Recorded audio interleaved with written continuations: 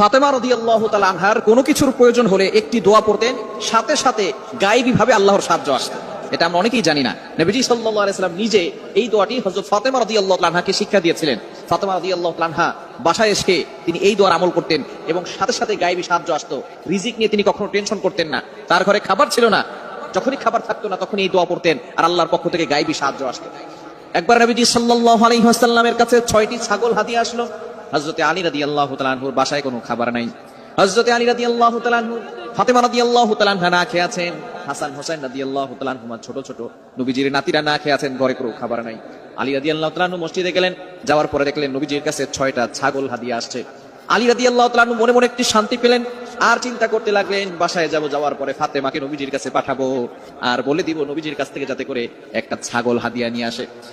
আলী রাদিয়াল্লাহু তাআলা আনহু বাসায় আসার পরে ফাতেমা রাদিয়াল্লাহু তাআলা আনহাকে বললেন, আজকে দেখলাম নবীজির কাছে 6টা ছাগল হাদিয়া এসেছে, তুমি যদি নবীজির কাছে যাও সেখান থেকে যদি একটা ছাগল নিয়ে আসো তাহলে আজকে আমাদের জন্য রান্না করে খাবারটা খুব ভালো হবে।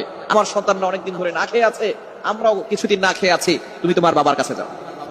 ফাতেমা রাদিয়াল্লাহু তাআলা আনহা চলে গেলেন বাবার কাছে। নবীজি সাল্লাল্লাহু আলাইহি সাল্লামের কাছে যাওয়ার পরে ফাতেমা রাদিয়াল্লাহু তাআলা আনহা বললেন, আব্বাজান, আমার বাসায় কোনো খাবার নাই, আপনার নাতি 2জন ক্ষুধার তাড়নায় কাতরাচ্ছে, আপনার কাছে নাকি 6টা ছাগল হাদিয়া এসেছে, ওই ছাগলের ভিতরে আমাকে একটা ছাগল হাদিয়া দিয়ে দেন।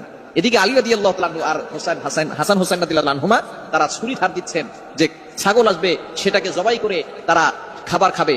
এদিক দিয়ে ফাতেমা রাদিয়াল্লাহু তাআলা আনহা যখন বাবার কাছে এই কথা বলেছেন, ফাতেমা রাদিয়াল্লাহু তাআলা আনহাকে নবীজি সাল্লাল্লাহু আলাইহি ওয়াসাল্লাম বললেন, ফাতেমা, তোমাকে আমি চাইলে ছাগল দিতে পারি, 6টা হাদিয়া এসেছে, 6টা এখনো আছে, আমি এখনো কাউকে এগুলো দেই নাই, তোমাকে চাইলে দিতে পারি, কিন্তু এই ছাগল তুমি কয়দিন খাবে? 1 দিন, 2 দিন, 3 দিন, 6 দিন, 7 দিন খেতে পারবে, তারপরে তো ছাগল শেষ হয়ে যাবে। তোমাকে আমি একটা দোয়া শিখিয়ে দেই, এই দোয়ার আমল যদি তুমি করতে পারো, আল্লাহ পাক রব্বুল আলামিন ইয়াকিনের সাথে আমল করলে গায়েবী ভাবে তোমার কাছে সাহায্য আসবে, গায়েবী ভাবে আল্লাহ পাক রব্বুল আলামিন রিজিকের ব্যবস্থা করে দিবে।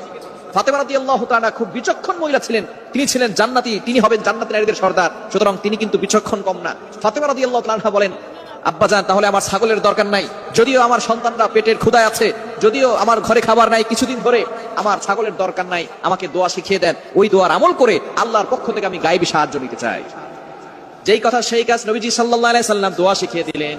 বাসায় যাওয়ার পরে আলী রাদিয়াল্লাহু তাআলা আনহু যখনই দেখলেন ফাতেমা রাদিয়াল্লাহু তাআলা আনহার হাতে কিছুই নাই, তখন তিনি বললেন, তোমার বাবা নিশ্চয়ই কিছু শিখিয়ে দিয়েছেন। কি শিখিয়ে দিয়েছেন?